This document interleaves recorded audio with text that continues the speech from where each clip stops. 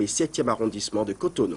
Pour mieux se faire entendre, ils ont marqué un arrêt de travail ce vendredi pour exiger d'amples explications sur la nature du contrat qui les lie à la CPS Lépi. Roland Robinson et Clarisse Dassy ont enregistré leur coup de gueule.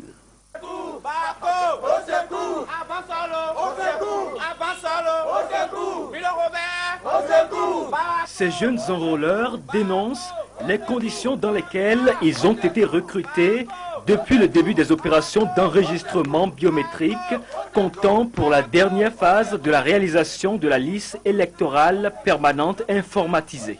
Des enregistrements qu'ils doivent pourtant assurer. Presque à terme des 10 jours que devraient durer les opérations, ils décident de ne plus travailler sans assurance. Je ne travaille pas sans contrat, je ne travaille pas. On a arrêté d'abord, on va signer le contrat, puis on continue. De contrat, puis on continue. De ce qui est dedans, c'est juste ce qu'on est en train de demander. Devant le refus de ces jeunes d'enrôler les populations dans le 7e arrondissement, ces dernières s'en seraient pris à eux. Mais ils sont venus ce matin nous agresser. Et c'est grâce aux délégués, au chef d'arrondissement qu'on a pu. Ils nous reprochent pourquoi on a refusé le travail. On les a dit qu'on n'a pas encore signé le contrat. Ils nous disent pourquoi on n'a pas signé le contrat, on a commencé. On les a dit bien vrai que c'est le système qui est comme ça.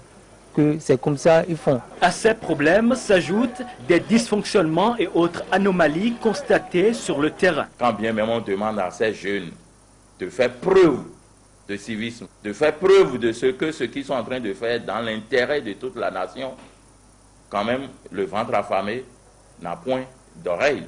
Tous les chefs de quartier et la population, ils se plaignent de ce que les gens viennent et ils ne retrouvent plus leur nom dans le système.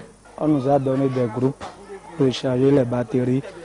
Mais depuis hier, l'essence est finie. On les appelle depuis, ils ne sont pas encore là pour nous ravitailler. Face au retard qui s'impose dans le processus d'enregistrement de ces opérations, les responsables de la commission communale de supervision rencontrés se montrent plutôt rassurants. Avec la situation de crue que vous savez très bien, il y avait certains quartiers qui étaient mis en veilleuse que nous allons lancer bientôt. Voilà, donc ce n'est pas une bonne situation pour mon arrondissement. Mais je suis sûr que les autorités ne resteront pas sourdes par rapport à cette situation-là. Ils sont déjà à pied d'œuvre pour leur donner une satisfaction. Ah, je suis sûr. Même si dans le 12e arrondissement, on n'en est pas encore à l'étape des manifestations, le travail tourne trop au ralenti, se plaignent les populations. On n'arrive plus à enrôler les gens, donc on est là, on les attend. Alors à présent dans la commune d'Adjoun où le torchon brûle entre le maire Gérard Donsiba et ses administrés. Au centre des querelles, une histoire de tentative de détournement des vivres destinés aux populations sinistrées. L'un des véhicules qui convoyait les vivres a été intercepté par les populations. Le doigt accusateur va dans les deux sens. Les populations accusent le maire parle d'incompréhension. Emma Rodonou et Georges Vaudounon se sont intéressés à cette situation. La nouvelle s'est répandue telle une traînée de poudre dans toute la commune d'Adjoun et ses environs. Le maire Gérard Donsiba aurait, selon ses populations, tenté d'escamoter une partie des vivres convoyés dans cette commune par différents donateurs pour venir au secours des sinistrés des dernières inondations. Le chargement frauduleux a été intercepté ce jeudi nuit aux environs de 23 h par les populations. Ni dekpele momotolo bodo ole de do ole dekpele bise wa khado motolo zoko bon atusi balo zude monto et no. Il sonnait 23 h quand on a remarqué le véhicule. Les gens scandaient au voleur, au voleur. Rapidement, les populations sont sorties. Le maire était derrière la bâchée. Quand on a immobilisé la bâchée, Gérard Donsiba est descendu de son véhicule et a sérieusement tempêté. Voyant qu'on n'allait pas céder, il nous a proposé 100 000 francs pour qu'on le laisse partir, ce qu'on a refusé. Ce que notre maire fait est vraiment malheureux. Les vivres sont destinés aux populations qui souffrent. Le voilà qu'on les détourne.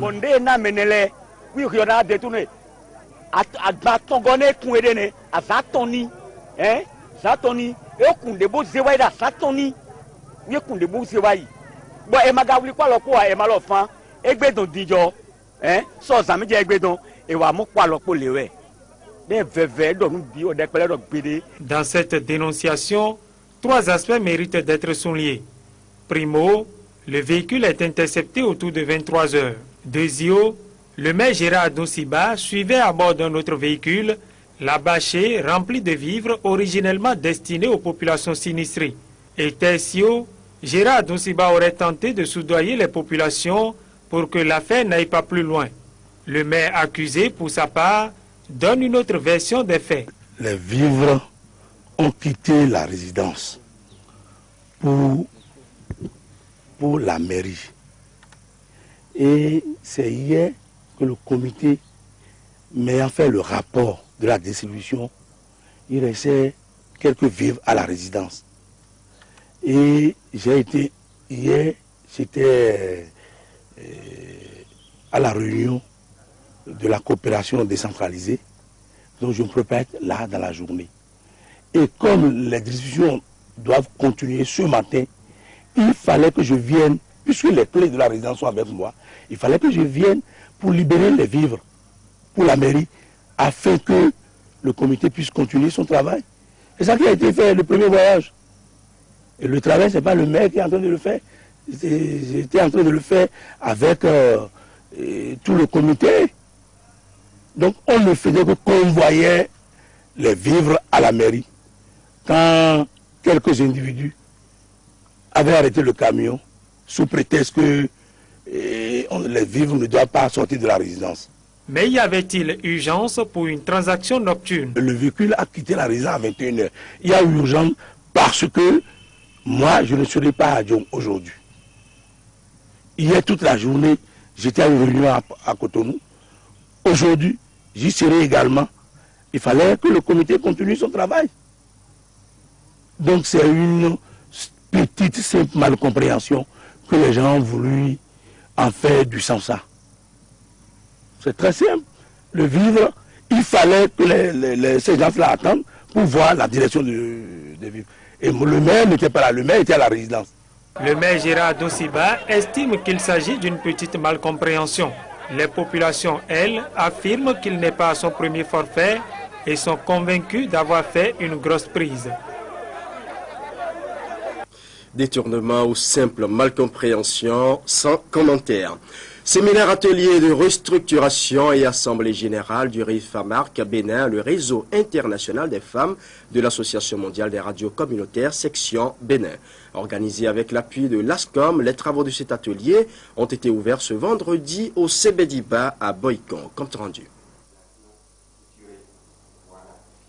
Promouvoir le droit de la femme à la communication en améliorant son image dans l'ensemble des médias tout en combattant les stéréotypes qui y sont véhiculés à l'échelle mondiale. Tel est l'objectif fondamental du RIFAMAC Bénin, le réseau international des femmes de l'Association mondiale des radios communautaires section Bénin, qui à travers ce rassemblement entend structurer sa coordination, mais aussi renforcer les pouvoirs des femmes et l'équité des genres. L'objectif principal du RIFAMAC Bénin est de promouvoir et de renforcer les droits et les pouvoirs des femmes dans les grandes instances de décision des médias, d'où les activités de renforcement de capacités dans les divers domaines de la radio. Tout en félicitant les organisatrices et les participantes, le représentant du partenaire principal, l'ASCOM, l'appui suisse à la communication communautaire, va mettre l'accent sur les raisons qui sous-tendent ce soutien au RIF Bénin.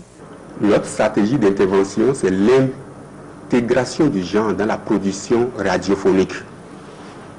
Donc toutes les radios communautaires qu'on appuie, il y a 11 sur le plan national, nous intervenons aussi dans le domaine du genre. Et notre point d'ancrage constitue aussi le réseau de femmes et des médias que vous constituez. Une initiative saluée par les responsables de la haute autorité de l'audiovisuel et de la communication. Au-delà de vos objectifs, la mission que vous êtes assignée est un besoin. Si le RIF, section Bénin, n'existait pas, l'ARC aurait contribué à sa conception. Vous revendiquez le droit des femmes à la communication en tant que droit humain fondamental exprimé par le biais de la radio communautaire. C'est un combat légitime qui ne se fera pas sans une stratégie efficace.